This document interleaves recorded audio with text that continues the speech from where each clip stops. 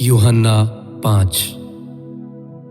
इन बातों के पश्चात यहूदियों का एक पर्व हुआ और यीशु यरूशलेम को गया। यरूशलेम में भेड़ फाटक के पास एक कुंड है जो इब्रानी भाषा में बैतसैदा कहलाता है। उसके 5 ओसारे हैं। इनमें बहुत से बीमार, अंधे, लंगड़े और सूखे अंग वाले पानी के हिलने की आशा में पड़े रहते थे, क्योंकि नियुक्त समय पर परमेश्वर के स्वर्गदूत कुंड में उतरकर पानी को हिलाया करते थे। पानी हिलते ही जो कोई पहले उतरता वह चंगा हो जाता था, चाहे उसे कोई बीमारी क्यों न हो। वहां एक मनुष्य था जो 38 वर्ष से बीमारी में पड़ा था। यीशु ने उसे पड़ा हुआ देखकर और यह जानकर कि वह बहुत दिनों से इस दशा में पड़ा है, उससे पूछा, क्या तू चंगा होना चाहता है? उस बीमार ने उसको उत्तर दिया, हे प्रभु, मेरे पास कोई मनुष्य नहीं कि जब पानी हिलाया जाए तो मुझे कुंड में उतारे, परंतु मेरे पहुंचते पहुंचते दूसरा मुझसे पहले उतर जाता है। यीशु ने उससे कहा, उठ, अपनी खाट उठा और चल फिर। वह मनुष्य तुरंत चंगा हो गया और अपनी खाट उठाकर चलने फिरने लगा। वह शब्द का दिन था, इसलिए यहूदी उससे जो चंगा हुआ था कहने लगे, आज तो शब्द का दिन है, तुझे खाट उठाना उचित नहीं। उसने उन्हें उत्तर दिया, जिसने मुझे चंगा किया उसी ने मुझसे कहा, अपनी खाट उठा और चल फिर। उन्होंने उससे पूछा, वह कौन मनुष्य है जिसने तुझसे कहा, खाट उठा और चल फिर? परंतु जो चंगा हो गया था वह नहीं जानता था कि वह कौन है, क्योंकि उस जगह में भीड़ होने के कारण यीशु वहां से हट गया था। इन बातों के बाद वह यीशु को मंदिर में मिला। यीशु ने उससे कहा, देख, तू चंगा हो गया है, फिर से पाप मत करना, ऐसा न हो कि इससे कोई भारी विपत्ति तुझ पर आ पड़े। उस मनुष्य ने जाकर यहूदियों से कह दिया कि जिसने मुझे चंगा किया वह यीशु है। इस कारण यहूदी यीशु को सताने लगे, क्योंकि वह ऐसे काम शब्द के दिन करता था। इस पर यीशु ने उनसे कहा, मेरा पिता अब तक काम करता है और मैं भी काम करता हूं। इस कारण यहूदी और भी अधिक उसे मार डालने का प्रयत्न करने लगे, क्योंकि वह न केवल शब्द के दिन की विधि को तोड़ता, परंतु परमेश्वर को अपना पिता कहकर अपने आप को परमेश्वर के तुल्य भी ठहराता था।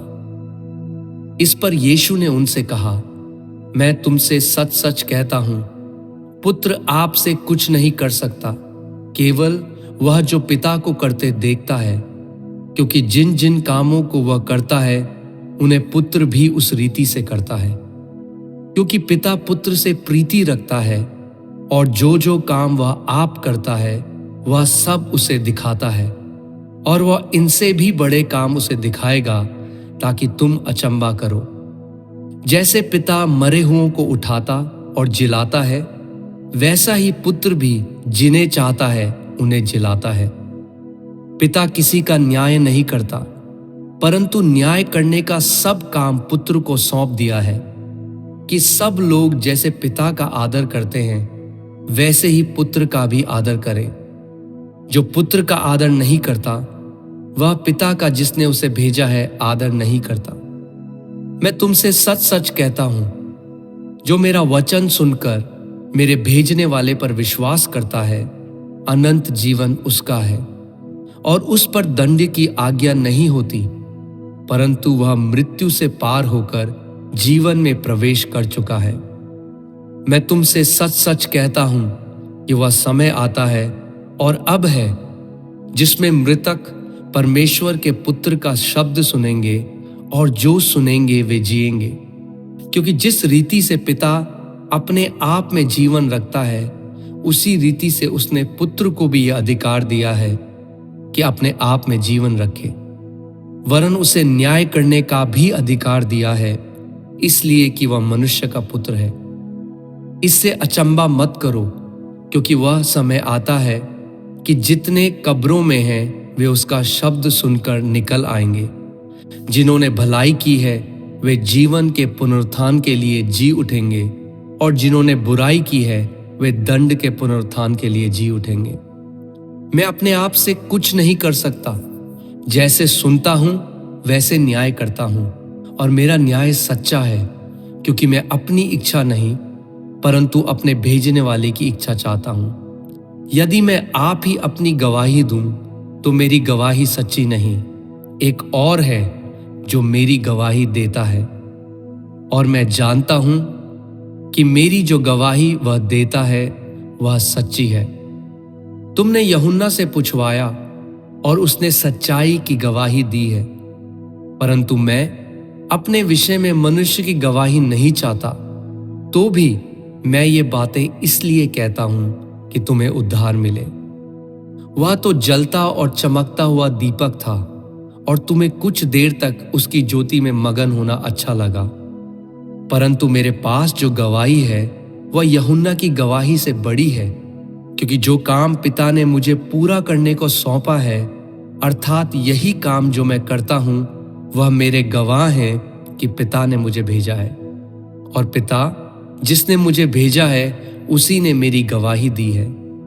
तुमने ना कभी उसका शब्द सुना और ना उसका रूप देखा है, और उसके वचन को मन में स्थिर नहीं रखते, क्योंकि जिसे उसने भेजा है तुम उसका विश्वास नहीं करते।